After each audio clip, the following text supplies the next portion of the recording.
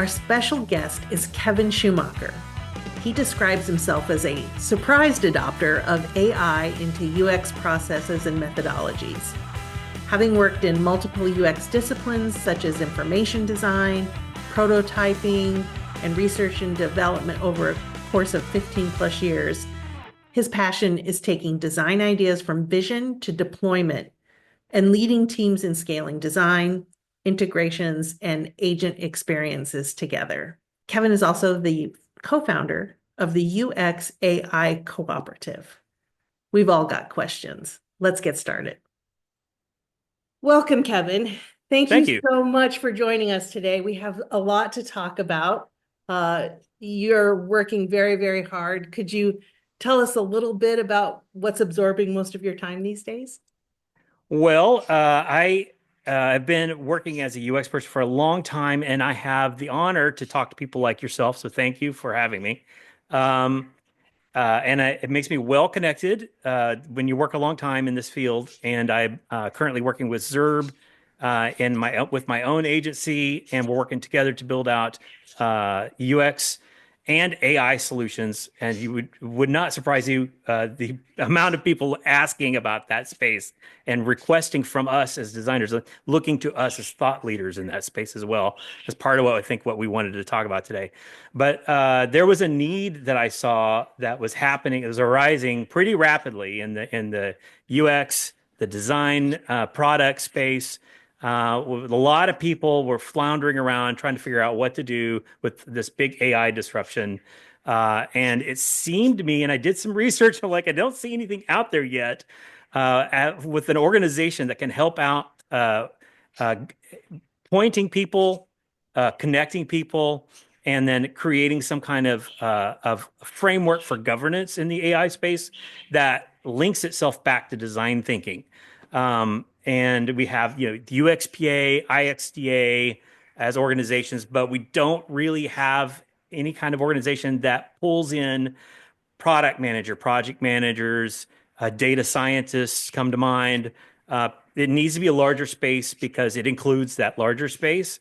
And so and another friend of mine, another one of my network guys, decided that we'd launch the UXAI cooperative, a true cooperative, meaning that we are looking for people to come in and add to the larger marketplace of not just ideas but solutions. And so I've had a number of people, and Jonathan Kempf is my co-founder in this enterprise.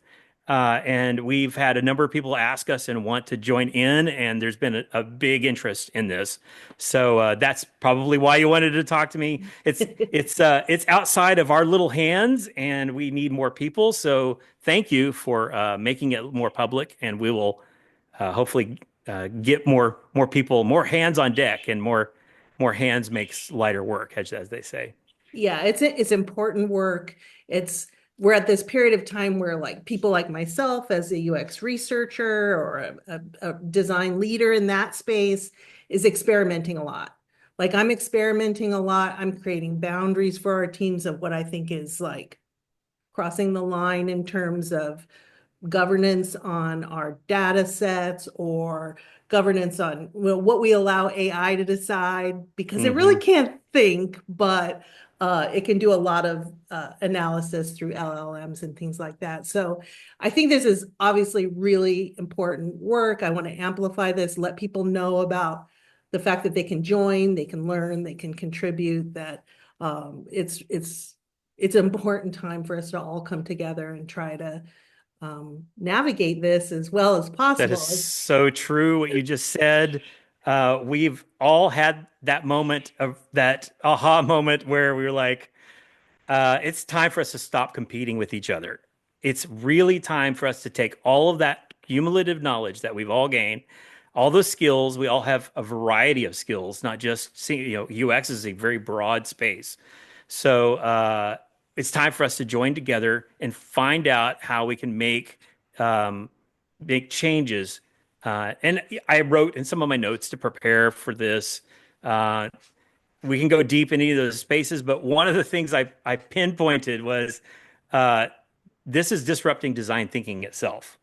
I referred to a Stanford University, like a simplified document that they have out for design thinking that comes from their design school, and just the stages, the empathy, and then the iterative nature, all of that is no longer like a stepped process. Now there's an inter working and an accumulation of all of those pieces together, sometimes simultaneously, and other times with the inclusion of other types of process thinking. So that is why the cooperative needs help from all these other experts, and I am not the person to be able to put it all together. I'm just the guy, that's a little old guy, little old me, and little old Jonathan, the two of us trying to get out there and make some kind of a loud noise, clang our cymbals together and say, okay, everybody, let's get together. You data scientists over there, you could teach us on ontology, schemas, how data is generated and works right now in the AI space, because that's important. For people who don't know that, all that stuff needs to be included in how we think about this new paradigm. It's a whole new paradigm that we have to start thinking. We have to rebuild how we're going to think about how we design things.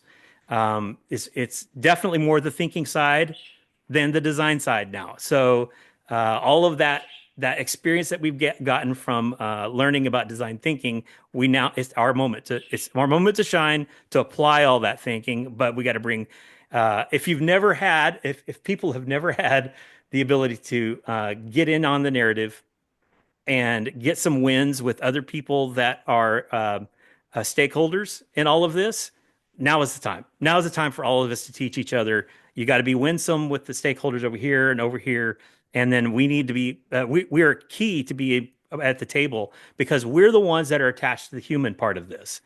Everyone is working on the technology. They need the human part to remind them of why we're doing this. So this is why all of us. It's important for all of us. And I'm going to try to take myself out of this conversation as much as possible and talk about the collective community and the we of everything that we do. So that's very important. We can't. There's no room for any prima donnas. We were joking about our black shirts and The cliche, the the cliche of the design cliche designer. is Yeah, that's got to go out the window. That's I right. mean, we don't have to literally throw our black shirts out the window, heaven forbid. But we definitely need to that when we get to that table. This we're the winsome people. We're the stakeholders. We've learned how to do that. Let's take that skill and then apply it. I think you're articulating very clearly on the why and what maybe needs to happen, Wes. Can you tell a story about how people are working together today and how the collective is functioning today? I mean, the community. Oh, it's brand new, Okay. freshly minted. So everything is right out of the gate. And you might ask, well, what makes you so special to put this together? I do have some experience with this. I have volunteer experience and organizational experience with the big design community in Dallas, Texas. I ran and founded the Big Design Latin America, and then we also at the same time founded UXPA Ecuador where we ran the Big Design Latin America conference. Um, and I'm proud to say that with James Fox and I, we built the biggest UXPA in Latin America, so it has the highest membership. Uh, Wow, that's so amazing. So you're bringing your skills and resources to help amplify, hoping others will bring yes, theirs. just Okay. trying to organize. Really, organization is a key element of this. So like, what can I do? I am not a data scientist per se, although I use data science in what I do. Jonathan does not come from a background of data science either, but he also is quite good at it. And Jonathan comes from more the development side of things, so is very adept already at understanding agentic tools, understanding how the models do their modeling, so to speak, and then how to utilize that stuff to be able to create things like MCPs. And that's part of the things that Jonathan and I have been doing, but we need more people to do that stuff. And so we're getting back to the question you asked is, yeah, it's very new, and we spun up as much as we can right away. There's still some hiccups. There's some things that we still are learning. We're building a model right now that uh, is going to. Pardon me. I'm going to look at my notes so I don't get everything wrong. Sure. Um, so right now we're looking to put together a platform. Um, the platform is going to be able to allow designers to create prototypes, send that to real users, let AI do the analysis, and then send back metrics of that, and then automate that process constantly. Mhm. And that is our first tooling that we're stepping out in, just to set a standard of like, here's what we're going to build for the community. And then we have a GitHub repository set up for it to be able to put the stuff into, which that will be in there soon. And that is also for the community to go in and then be able to take this platform that we're creating. And then it's basically a telemetry stack using AI. And they can go in and then they can modify it, add to it. We want them to branch off. We really want to start not just being, organizational in what we're doing. We also want to be part of the process and be able to help people. We're trying to lift people up, get the community working together. And so this could be something that people could start using, and we're not going to charge for it. We want more open source stuff to be out there. We're trying to encourage people to do this. We talked a little bit, I mentioned ontology earlier a second ago. There's GitHub ontology library out there. We want to include that and start including data scientists. So, being so early, this is very aspirational, all of this, Mm. obviously. But I get daily requests, people linking to me on LinkedIn. I get weekly, I get several people. The website growth is not large enough to be significant yet, but I've had few significant people through our website already ask to be involved. One of those um, is the developer for AI Verse, which is the pattern. Um, Right. Shittik is his name, and he is very interested in helping out our endeavor. And I've pinged him to be on the board. So we also are looking for board members. So we're not fully 501c yet compliant, but that is the goal, and we need people to help with that too. So anyone interested, all of everybody takes precedent. Everyone's important.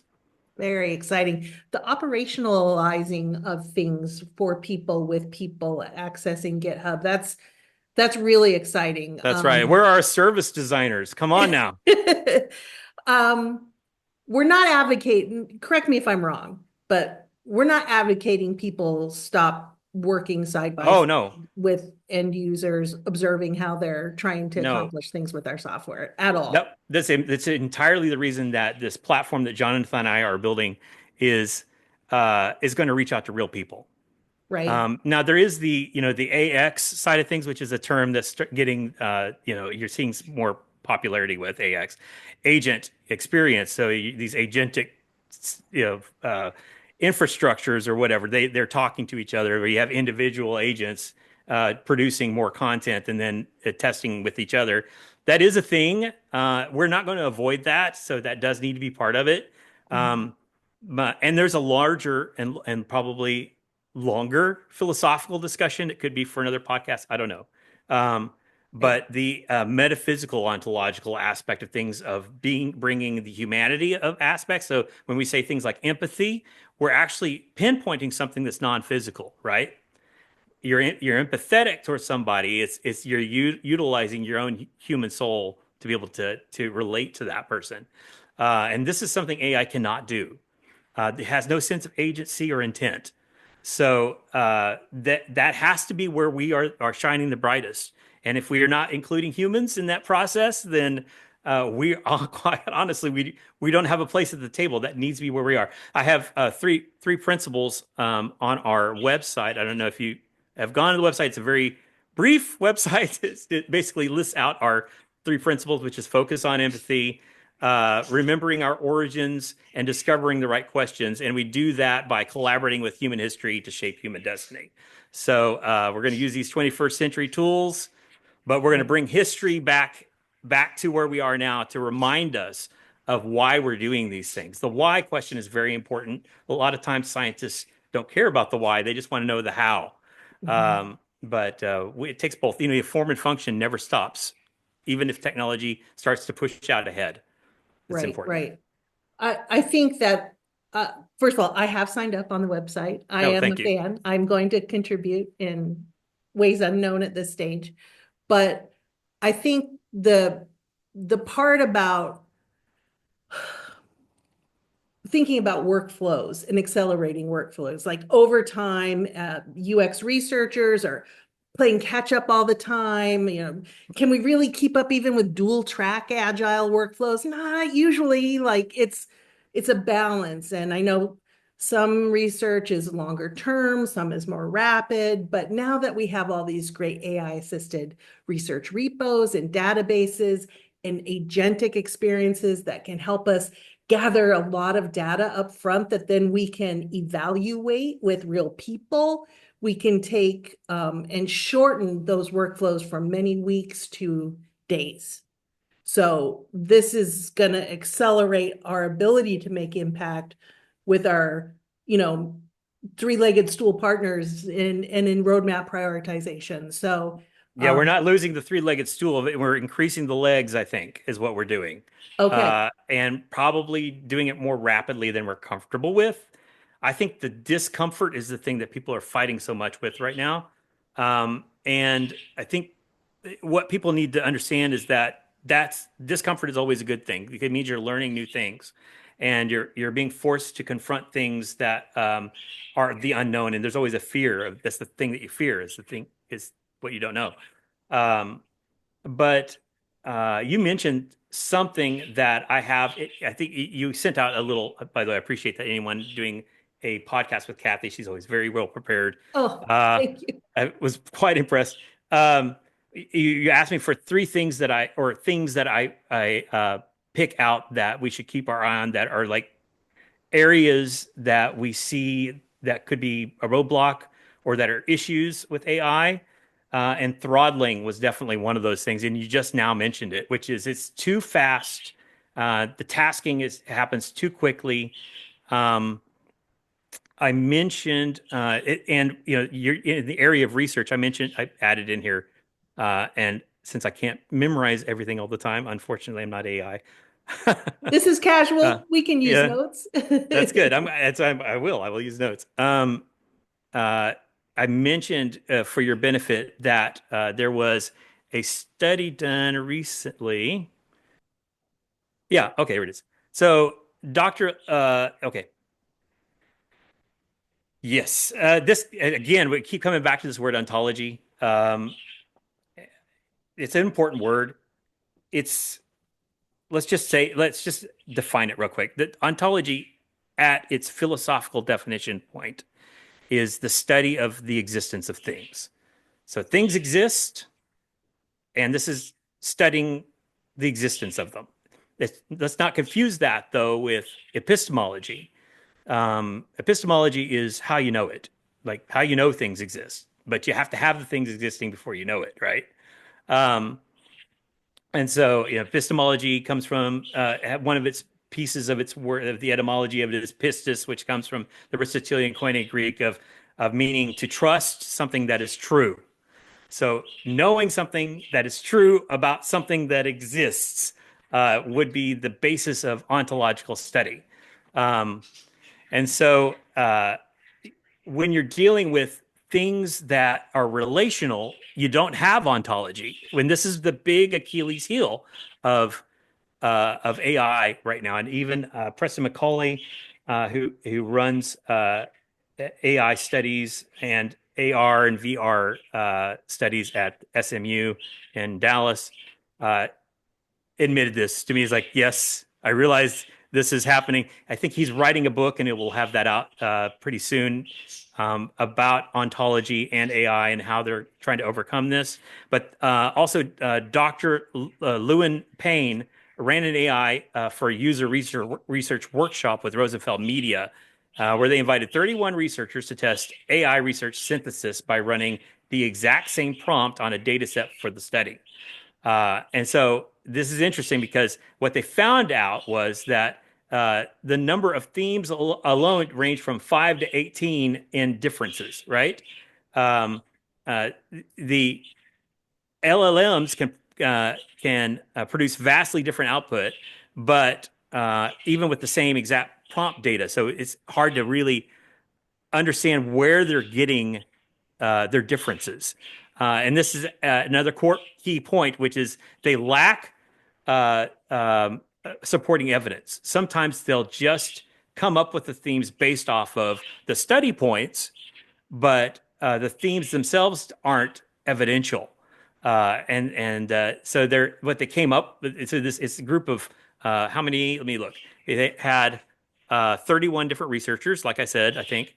Um, and 31 researchers unanimously voted that this would probably be faster if we just did it ourselves because we still had to go back and evaluate whether the themes were correct and if there was any evidence for the basis that AI had given them based off this one prompt.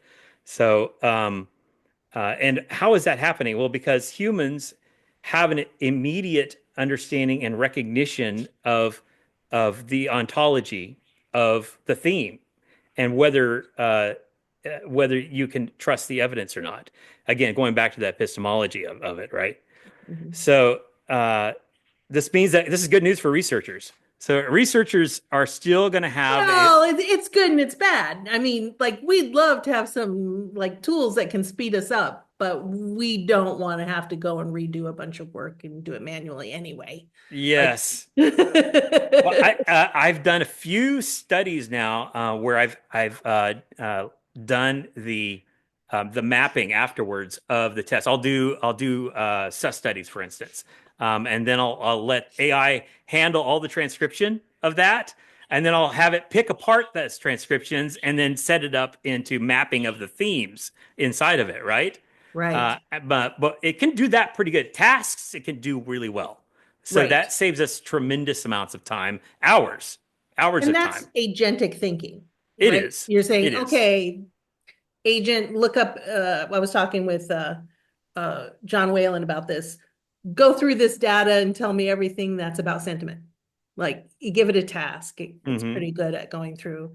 So long-term foundational research can get much richer and more usable. It can, but where we bump into issues is when we try to ask it to make judgments about Right. things because it doesn't have agency, it doesn't have intent.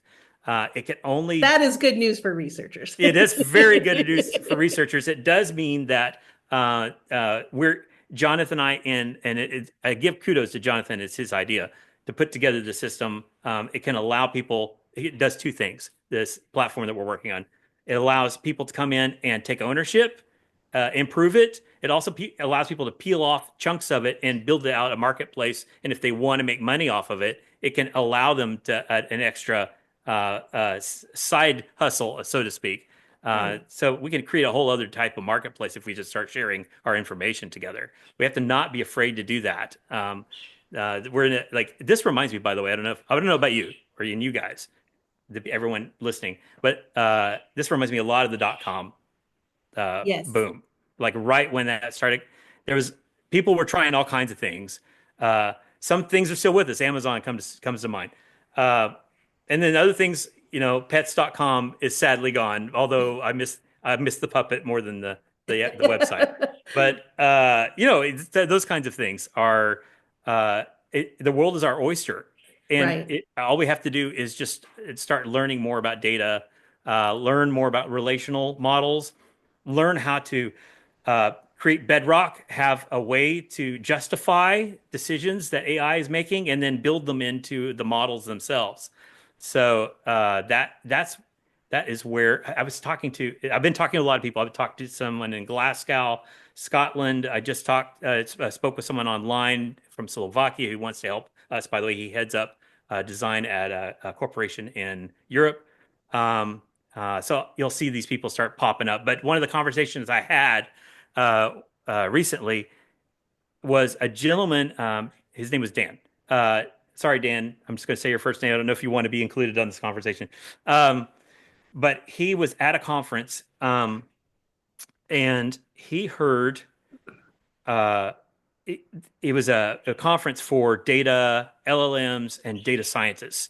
And he heard data scientists. He was in a group of them, and they were talking, and they said, uh, we understand some of the limitations of the lack of ontology, a lack of bedrock to be able to attach things to say this is where, but the definition, this definitional of this thing, here's the evidence for the definition, and it's attached to these relational models on top of it, right?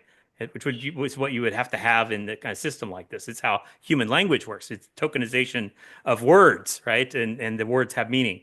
Um, and he says, if we want to get funded for larger research in this area, we have to get approval on the narrative of what the definitional portion of this is. So there needs to be some governance and pressure. The governance has to put pressure on people above us. And and it's something I told him too. Uh, we are people who, in our field, are 1 or 2 degrees just slightly below the C-suite, the people who have decision-making power on what it is that gets approved, and what is it that gets built and disseminated out into the real world, and it's going to be utilized for the next decade and ongoing future. It has effect on robotics. It has in the medical community. It has effect on medical ethics. It's very important that we start to have these discussions. When I have discussions, sometimes, and I've talked to Jonathan about this, and he and I have long conversations about this kind of thing. Um, when I have discussions with people in the AI space who are working in medical ethics, uh, the conversation gets really quiet, almost crickets, when you start discussing ethical and moral dilemmas inside agentic and AI and large language models that do not have definitional bedrock that they're laying on. And that's a problem. And it gets quiet because nobody has answers and no one's investing in it either.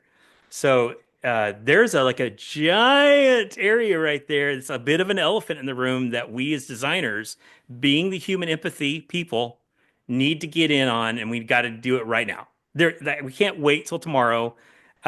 This cooperative, it had to happen. If it wasn't me and Jonathan, it was going to be Kathy and Patrick Neiman, Yeah. or something like that.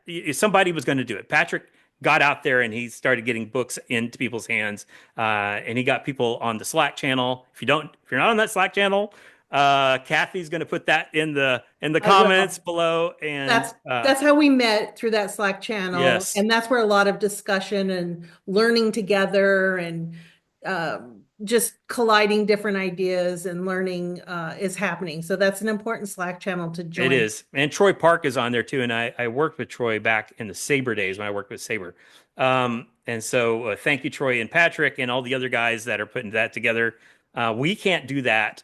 And I couldn't be here right now without you guys. So, Getting uh, the foundations, getting the governance, getting that done as soon as possible is right. That is essential. mhm, Getting it right is equally essential, I think, because if completely we agree. like architecture, if we get the base structure set up appropriately, it could support our it could support our work for a long time Mhm. in a very healthy way. Uh, And that's why the data scientists are important to what it is that we're proposing. We depend on that data being correct. I did some work with Mazda a couple of years ago to help build out to rebuild their platform they have a learning platform for the car dealers that they have to be educated on new stuff that's coming out from Mazda. Um, and my first question, I'd never had a car customer before, so it was my first one, Mazda USA. So it was a little bit of a pressure on me the first call. I wanted to get it right. And it was 20 people on the call, all levels. And my first question was, so where do you get your data from? And Kathy, it was pin drop silent for a good 10 seconds. And I started sweating and I could feel myself sweating like under my arms. I was like, I just got real nervous. I'm like, did I ask the right question here? Because if you don't have that data, if I don't know where it's coming from and why, what the purpose of it is, I can't integrate it with better experience later on over here. Yeah. So, uh, What do they say? Garbage in, garbage out, right? That's exactly. the So that got slang. the like when they like, oh, data. Like I didn't know that he was going to ask that. I thought he was going to, create components for us or something. I think I think it's the first time they had a lead UX person like run the show on like how they're going to build this thing. I don't know. Sorry, Mazza, if I characterized that wrong. That was I just didn't know what to do. Yeah. Uh, so um the data thing, that's great for a learning platform for Mazda because the data for them, the ontology of that is what the prices of the cars and the parts are, the ramp up to the next model, etc. How to do stuff like connect with other Mazda dealers. All of that stuff is great, but it's not as important as the world changing, history changing things that are happening in AI right now that will and are impacting. If you have leaders of the whole earth, they're investing trillions of dollars into this infrastructure. It's about time that it's our moment. If we don't talk about it, we don't start like swarming on what the heck do we do? Um, we are going to lose the moment. It's not going to be good. I don't want to be gloom and doom. CBS News ran a Sunday morning segment on the gentleman. Oh gosh, I forget his name now. Of course, I put myself on the spot by bringing it up. I didn't prepare for this one. I just extemporaneously thought of it. Um, but he got the Nobel Prize in physics for his work with AI, where he was the impetus for someone in the comments is going to put this in there, but his name I'll put it in you'll the find it. Put it in visuals the after and put it there you on the go. screen. Okay. But he actually got out of it and still talks to the guys at Google.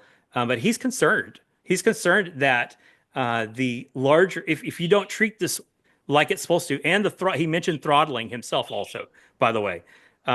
If you don't throttle this and then put some ontological controls on it, it will harm humans. It will not help them. So again, we're the people. I'll keep preaching this. I don't know how much it's going to help. Ugh, Jonathan and I are a pair, and we have others now that have joined and that want to start helping as well. So you'll start seeing that. okay. Jonathan and I will start posting more stuff in LinkedIn. That's our primary place. You'll see most of the activity. We also have a Twitter account. We'll probably cross link a lot of stuff, but we needed people to step in and help with that. Even just getting the stuff, get it out, get out that stuff that's related to all the things we're talking about today. Mhm. Um, that stuff needs to get posted. It needs to be cross-linked. There needs to be articles. We need to have people help write articles. We need people who are experts in their space, research people like yourself.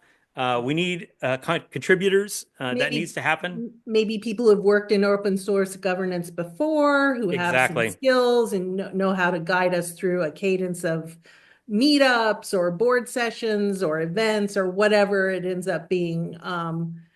It's powerful stuff, and I'm very active around topics of harm and trust and those things. Are you familiar with the Wile E. Coyote Looney Tunes cartoons from Of the olden course. days? All right, you know how the We're Gen coyotes, X, I think you and I, right? So it's like yeah, we grew up with that. yeah, the coyote's on the cliff, and the cliff is starting to break off, but he's running right on that before it drops. I feel like, We're even at though that I moment. have an optimism bias, Yes, that is I a feel like great that's where we're visual. at, That is a right? great visual. It's a great analogy of it. Uh, we don't want to be where the cliff drops and we're in the air and we have the little sign that we That's don't want to be right. there. And then an We want anvil falls on us. Right, to. right. Yes, We're there that's though. I mean, this is not this was released without a plan. Yes. So that's why we're there. Mm. I think the plan was a long time ago. I don't. There's something I didn't say. I because I don't want it to be about myself.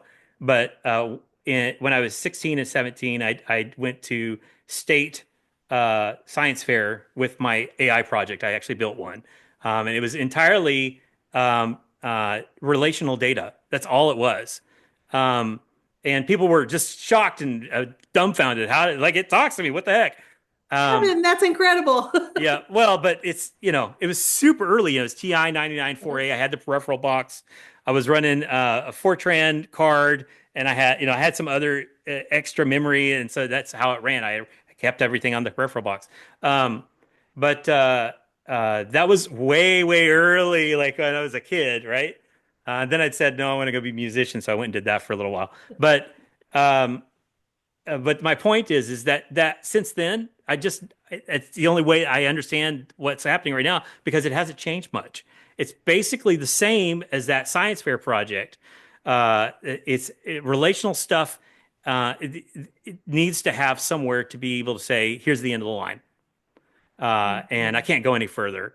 And if you want to ask me more about it, then you'll need to go ask some kind of you know, similar type of subject that also has an end of the line, and then become a subject matter expert in all those things first. And that's AI is not a subject matter expert in all the things. I think people think it is, Oh, um, sure. but it can't be until that pesky throttling and ontology model gets handled, lickety split, and the governance. But I think those are the three things you were asking me about, or I put in there, and I think that they're probably, and it's my opinion, they're probably the most important things uh, of of the AI situation we're in right now is like governance, ontology, and throttling. Thank you. Thank you. Yeah. It's really helpful.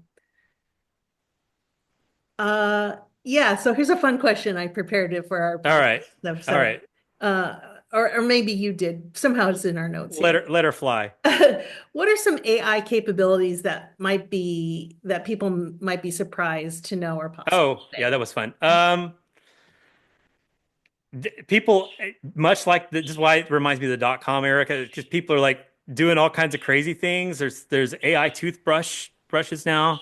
They have, I don't know if this might stick, but I thought it was surprising. They have AI personalized whiskey and AI personalized some other food item I can't remember, but and there's like AI generated um, uh, color. Hang on a second. I'm gonna find it here real quick. I think you said something about electric shoes, and I don't know what Oh that yes, is. yes, yes. So there's a company that builds these shoes that are robotic, and so as you walk, AI judges the pace of how of your gait and how you fast you walk, your speed, your gait, all of that stuff, and it makes instant choices.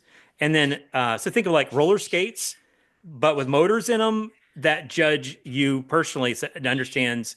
And you can have different settings for it, like I want to go at jogging pace or whatever. So Hmm. um, so Interesting. I was a trail runner, an ultra marathon runner, so I need corrective shoes. so there you go. So AI corrective shoes Yeah. would not surprise me. Um, those are agentic things. You can start to think about how that happens and apply it to a whole litany of other kinds of ways we would deal with personalization of products. Just to sort of wrap things up here, because yeah, I know your time is very precious.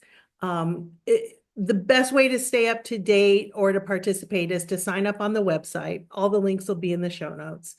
To join the Slack channel, to make time to experiment, contribute, jam together, come together to make sure that you're future proofing your own personal career and your team's careers at this point. That should be a priority for everyone.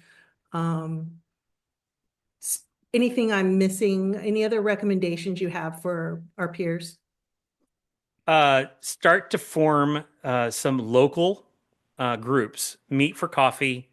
Um, it's great, and thank you for the plug on the website. Also, there's Twitter and LinkedIn.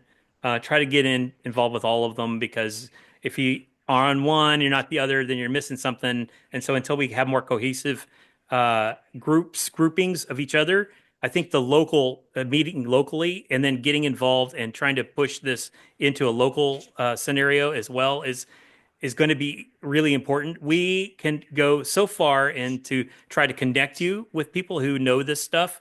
You and I, again, we're Gen X, so we've been doing it since it wasn't a thing. So Right. we know a lot of people who are doing it, and it's a thing now. So that means that we are more connected than a lot of people can have the ability to be. So that's what we wanted. We want to do as an organization, connect you to all of those people, and then it's your job to go out and then go and meet other people the same.